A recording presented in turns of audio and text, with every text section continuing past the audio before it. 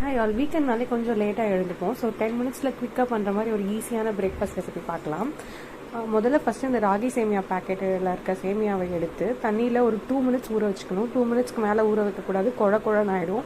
ஊற வச்சுட்டு அதை எடுத்து தண்ணி வடிகட்டிட்டு நல்லா இருத்துட்டு இட்லி குண்டானில் தட்டில் துணி போட்டு மூடி ஒரு 5 மினிட்ஸ் எக்ஸாக்டாக வேக வச்சு எடுத்துடணும். வேக வச்சு எடுத்தப்பறம் நல்லா வெந்திருக்கும். அதை இந்த மாதிரி ஒரு பாத்திரத்தில் போட்டு சூடாக இருக்கும் போதே தேவையான அளவு நெய் ஊற்றி தேங்காயும் ஏலக்காவும் சேர்த்து அரைச்சி வச்சுக்கோங்க. ஸோ அந்த தேங்காய் ஏலக்காவை போட்டு மிக்ஸ் பண்ணிவிடுங்க. உங்கள் வீட்டில் யாருன்னா சின்ன குழந்தைங்க இருந்தால் இந்த ஸ்டேஜ்லேயே நல்லா மிக்ஸ் பண்ணிவிட்டு எடுத்து தட்டில் வச்சு அவங்களுக்கு கொடுத்துடலாம்.